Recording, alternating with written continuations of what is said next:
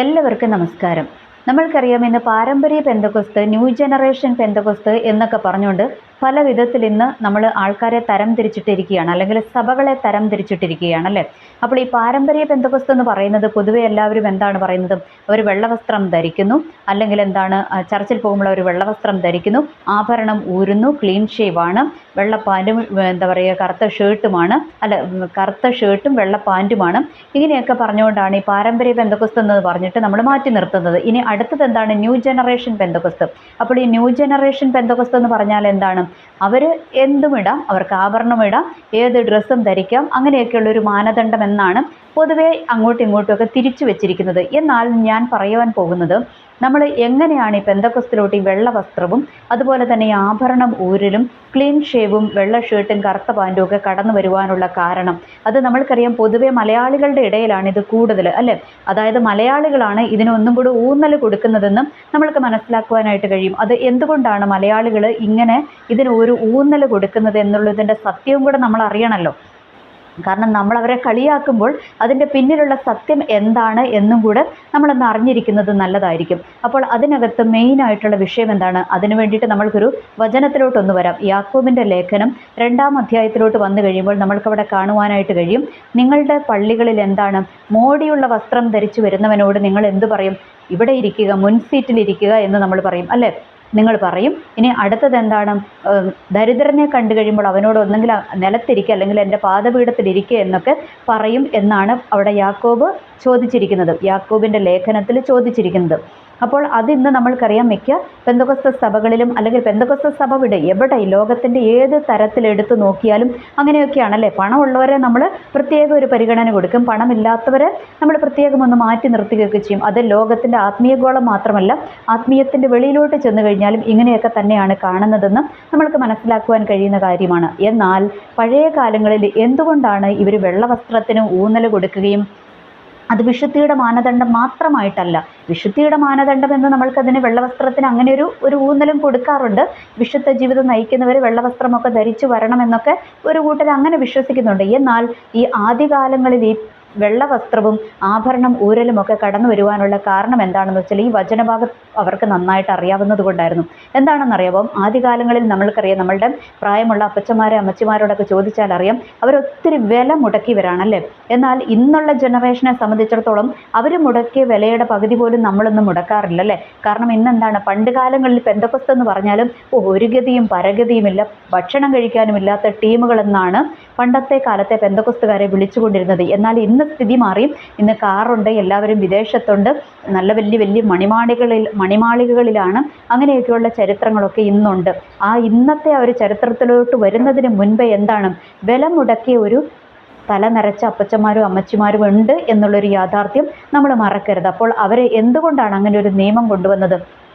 അന്നത്തെ കാലത്ത് നമ്മൾക്കറിയാം, പണമുള്ളവരുമുണ്ട്, പണമില്ലാത്തവരുമുണ്ട്. ഒരു 75% പണമില്ലാത്തവർ തന്നെയാണ്. അപ്പോൾ ഇവരെ എന്താണ്, ഇവരെ എല്ലാവരെയും ഒരുപോലെ കാണുവാൻ വേണ്ടിയിട്ടാണ് ഒരു യൂണിഫോം കൊണ്ടുവരുവാനായിട്ടിടയായത്. എന്ന് വെച്ചാൽ എല്ലാവരും വെള്ളവസ്ത്രം ധരിച്ചു വന്നു കഴിഞ്ഞാൽ അതിനകത്ത് പണമുള്ളവരാരും പണമില്ലാത്തവരാര് എന്നൊന്നും നമ്മൾക്കിവിടെ മനസ്സിലാക്കുവാനായിട്ട് പറ്റത്തില്ല. ഇനി നമ്മൾക്ക് അപ്പസ്തോല പ്രവർത്തനങ്ങളിലോട്ട് വന്നു കഴിയുമ്പോൾ അതിൻ്റെ 2-ാമത്തെ അധ്യായത്തിൽ നമ്മൾക്ക് ഇതുപോലെ തന്നെ കാണുവാനായിട്ട് കഴിയും. അവിടെ എന്താണ്, പത്രോസിൻ്റെ നേതൃത്വത്തിലല്ലേ അവിടെ അവർ മാളികമുറിയിൽ കൂടിയിരുന്നപ്പോൾ എന്താണ്, അവിടെ പരിശുദ്ധാത്മാവ് അവരുടെ മേൽ വന്നു, അവർ അന്യഭാഷകളിൽ സംസാരിച്ചു എന്നൊക്കെ നമ്മൾക്ക് കാണാം. അതിനുശേഷം എന്താണ്, രക്ഷിക്കപ്പെടുന്നവരെ എല്ലാം കർത്താവ് സഭയോട് ചേർത്തു എന്നൊക്കെ നമ്മൾക്ക് കാണാം. അവിടെ എന്താണ്, ആ സഭ എന്താണ് ഒരു തീരുമാനമെടുത്തത്?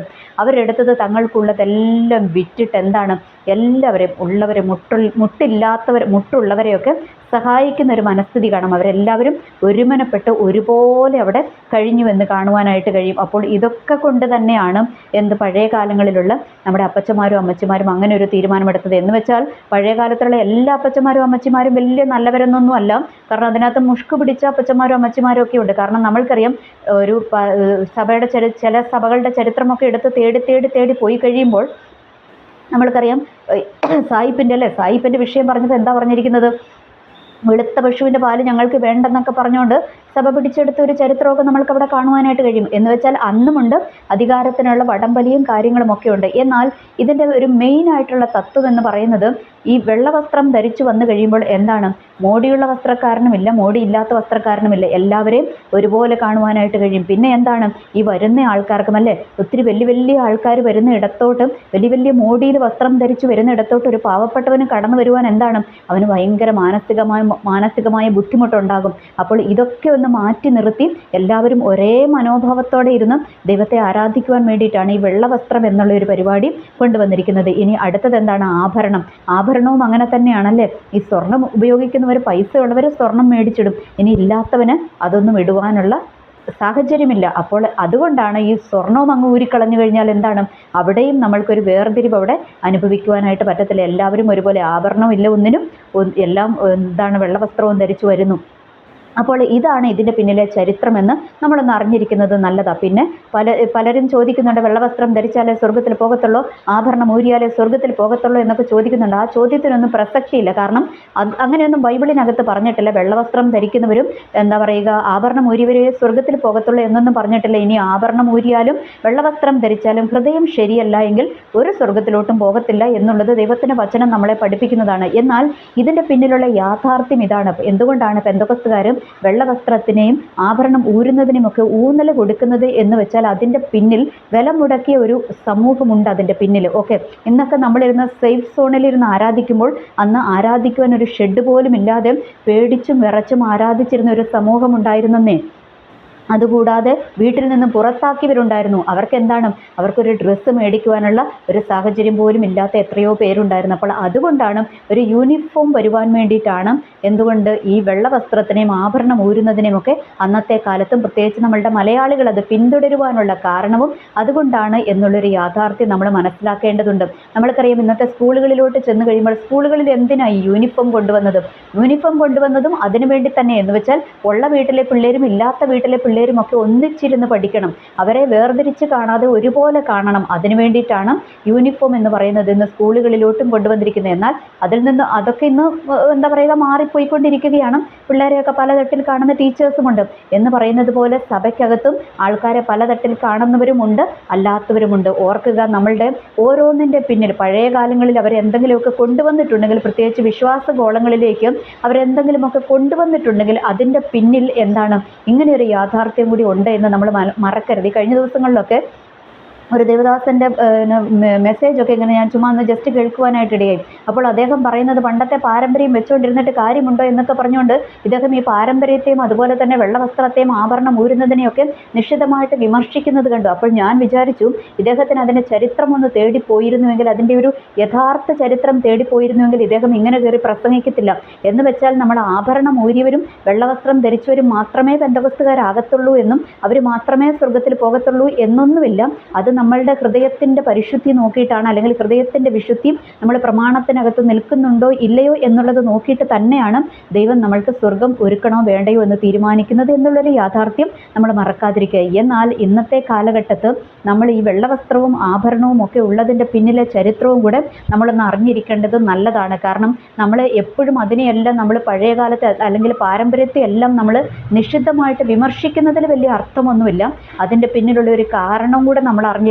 എന്തുകൊണ്ടാണ്, എന്ത് മനസ്ഥിതിയോടെയാണ് ഇവരിത് കൊണ്ടുവന്നത് എന്നുള്ളൊരു യാഥാർത്ഥ്യം കൂടെ നമ്മളൊന്ന് അറിഞ്ഞിരിക്കണം. അതുകൊണ്ട് വെള്ളവസ്ത്രം ധരിക്കുന്നവരെ ധരിക്കട്ടെന്നേ, ആഭരണം ഊരുന്നവർ ഊരട്ടെന്നേ, അതൊക്കെ അവരും ദൈവവുമായിട്ടുള്ള ഒരു ഉടമ്പടിയാണ്. അല്ലെങ്കിൽ അവർ ആ ഒരു മനോഭാവം എന്ന് വെച്ചാൽ ഇന്ന് വെള്ളവസ്ത്രം ധരിക്കുന്നവരും ആഭരണം ഊരുന്നവരും എല്ലാം അതേ മനസ്ഥിതി സൂക്ഷിക്കുന്നവരെന്നൊന്നും അല്ല അതിൻ്റെ അർത്ഥം, അല്ലാത്തതുമുണ്ട് അല്ലേ.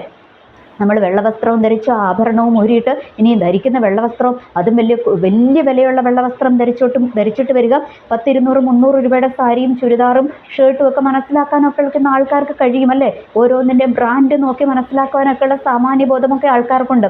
അതുകൊണ്ട് ഇന്ന് അത് എത്രത്തോളം ആ ഒരു മനസ്ഥിതിയോടെയാണ് ഇന്ന് ആൾക്കാരതൊക്കെ ചെയ്യുന്നത് എന്നുള്ളത് നമ്മളെ തന്നെ ഒന്ന് ശോധന ചെയ്യേണ്ടത് ആവശ്യമാണ്. കാരണം നമ്മൾ വലിയ വലിയ കാറുകളിലല്ലേ, ഇന്ന് പ്രോസ്പെരിറ്റി പ്രസംഗിക്കുന്ന സഭകളിലൊക്കെ അങ്ങനെയാണ്. അവർ അവർ അനുഗ്രഹിക്കപ്പെടുന്നുണ്ട്. കാരണം എന്താണ്? അവിടെ അതിനെ മാത്രമേ ഫോക്കസ് ചെയ്യുന്നുള്ളൂ, വേറെ ഒന്നിനെയും ഫോക്കസ് ചെയ്യുന്നില്ല.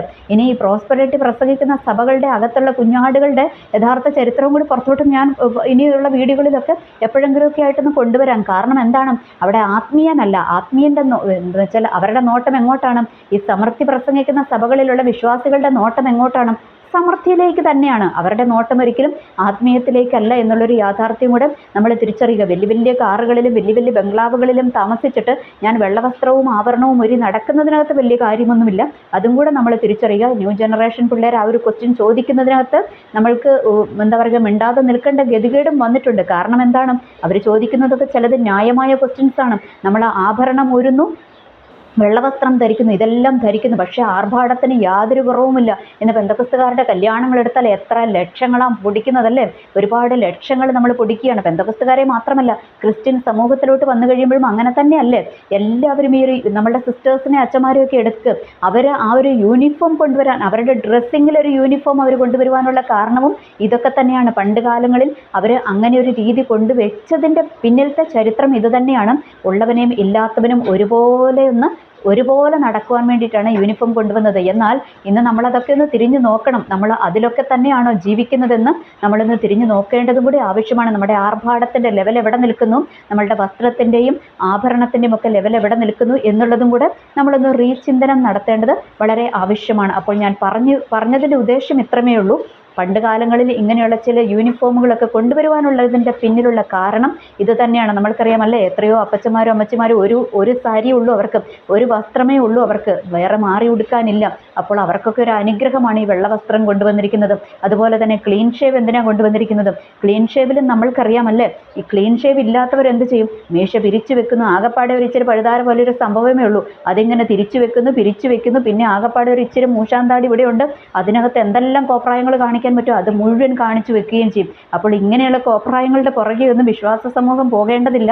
അതുകൊണ്ടാണ് ഒരു ക്ലീൻ ഷേവ് എന്ന് പറയുന്ന ചരിത്രവും കൂടെ കൊണ്ടുവന്നിരിക്കുന്നത് എന്നുള്ളൊരു യാഥാർത്ഥ്യം കൂടെ നമ്മൾ മനസ്സിലാക്കേണ്ടതാണ്. എന്നാൽ ഇന്ന് അതൊക്കെ മാറിയല്ലേ, നമ്മളൊരു കറുത്ത പുസ്തകമൊക്കെ പിടിച്ചുകൊണ്ടാണ് എല്ലാവരും ചർച്ചിലോട്ട് വന്നത്. ഇന്നെന്നാൽ ബൈബിളിനെയൊക്കെ മാറ്റി വെച്ചിട്ട് ഇന്ന് പ്രസംഗിക്കുന്നവൻ പോലും എന്താണ് ഇങ്ങനെ തോണ്ടിക്കൊണ്ടിരിക്കുകയാണ് എന്നുള്ളൊരു യാഥാർത്ഥ്യമൊക്കെ നമ്മളൊന്ന് റീചിന്തനം നടത്തേണ്ടതും കൂടെ വളരെ ആവശ്യമാണ്. എന്തായാലും നമ്മളൊന്ന് മനസ്സിലാക്കുക, പഴയ കാലങ്ങളിലുള്ള അപ്പച്ചന്മാരും അമ്മച്ചിമാരും ചിലതൊക്കെ ചെയ്തു വെച്ചിരിക്കുന്നത് എന്തിനു വേണ്ടിയിട്ടാണ്? അത് നന്മയുടെ ഉദ്ദേശത്തോടെയാണ്, നല്ല ഉദ്ദേശത്തോടു കൂടിയാണ് എന്നുള്ളൊരു യാഥാർത്ഥ്യം കൂടെ നമ്മൾ തിരിച്ചറിയുക. എനിവേ, എല്ലാവർക്കും നല്ലൊരു ദിവസം ആശംസിക്കുന്നു. നന്ദി, നമസ്കാരം.